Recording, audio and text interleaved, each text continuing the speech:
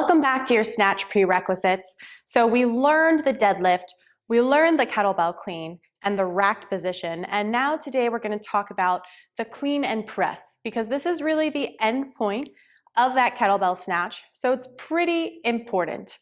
We're going to make sure that you have the right shoulder mobility to move forward with the snatch and talk about how it applies and what's important about it. So if we start with our feet by our ankles, we execute that kettlebell swing, then you're gonna overhead press for that snatch at full lockout.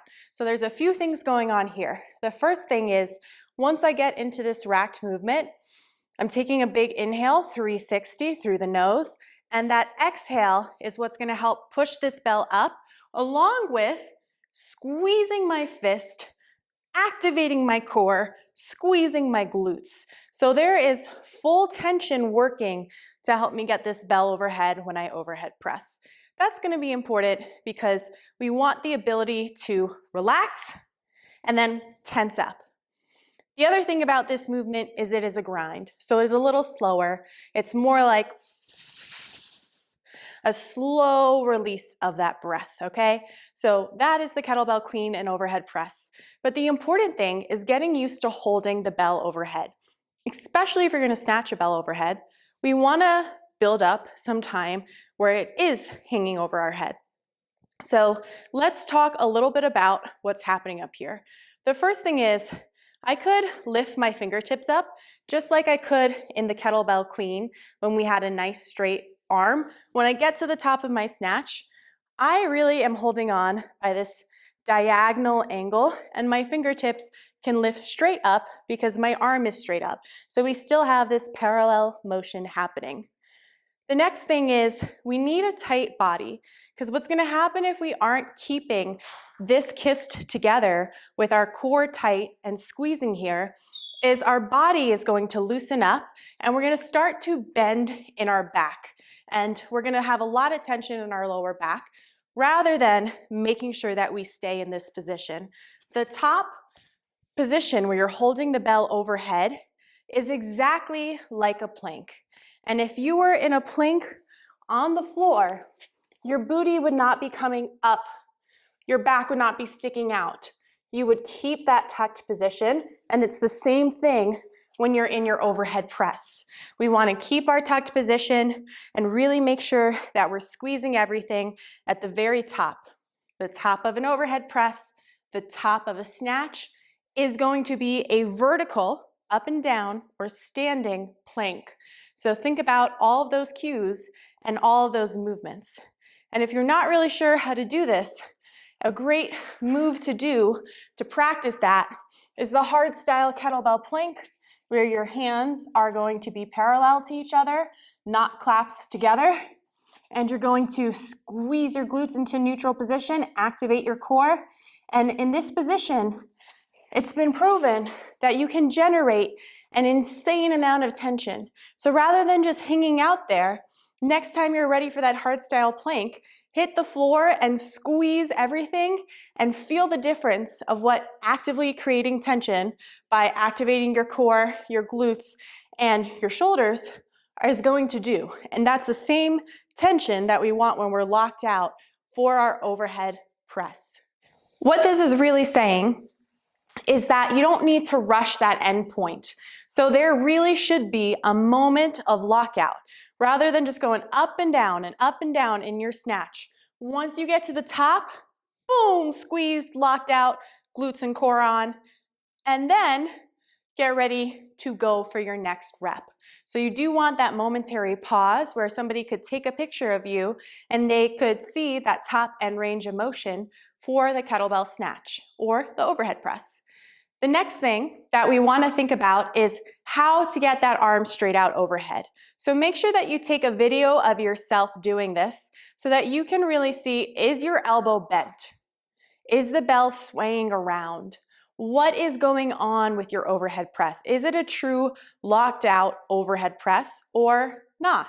Or is it hurting a little bit? Like, what's going on there? One of the ways to find the overhead press, one of my favorite things that I've seen, is that when you put your hand behind the nape of your neck and then you reach it straight up overhead, that is going to be your overhead press. And it's actually accurate. I go here, I go here. That's assuming that you have the mobility to do that. And if you don't, then we might need to open the shoulders up a little bit more. But really, you want to think of that Statue of Liberty. Somebody could push down into this hand and you're not going anywhere because your whole body is nice and stable. Voila, and we're back. I wanted to show you my favorite drill to open up your shoulders, and it's called flossing. The same way that you floss your teeth, brusha, brusha, brusha, for any grease fans, you're gonna floss your shoulders. That just means that you're gonna get a nice long band, and you're gonna hold it down here by your thighs on like a triangle. And you might need to be a little further out. You might need to be a little further in. All you're gonna do is choke up or down on that grip as you need to. But you stand to the side and you open up those shoulder blades and you bring it all the way down to your booty and then all the way back. This is a little loose for me, so I'd probably go just a bit tighter and really pull. And after you floss them a couple times, you're gonna hold it behind you for, about two to 5 breaths, a little bit of time here, maybe 30 seconds, and come back over. And those shoulders should be a lot more open than they were initially feeling. Another thing that I really like for this, if you have a pull-up bar available, is just a dead hang. And a dead hang really just means you put your hands on the bar and you hang from it and you let your shoulders open up. So that is one of my other favorite drills to open up your shoulders.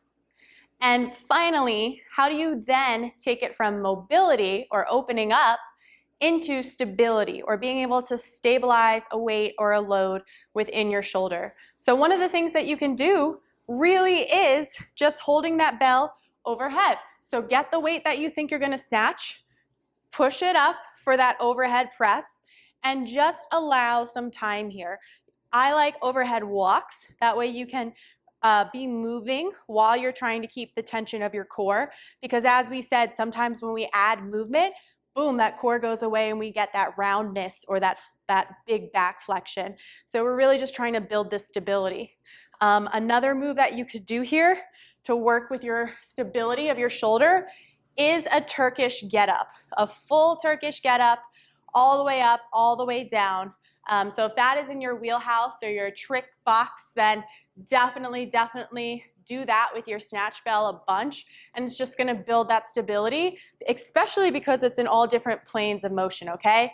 If you don't know what a Turkish Get Up is, don't worry, you don't need to be able to do a snatch, but check out and stay tuned for future challenges because that might be our next one.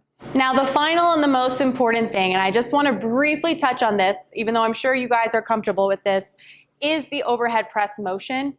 It can be a little bit different with a kettlebell. Sometimes people don't quite know what to do. So once you're in that racked position here and you're holding the bell, your palm is facing, towards the opposite side. It's going to be a J. So it's not a T where it's just like straight up, right? Or it's not an I where it's straight up. It's not a T where you turn it like this and you push it up. It's a J. It's a nice soft, we're going to open up our shoulders slightly and then our hand turns towards the front. And then on the way down, our hand starts to turn back inside. So inside, front, inside, front. Look at that. Nice, close to my body, J sweep position. So this lockout, where my fingers lift, my palm is facing front.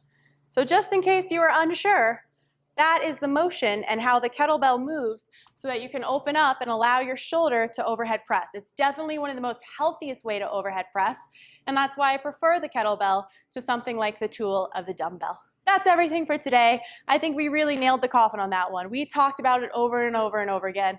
We drowned it. All right, my kettle bays, my loves, I'll see you next time.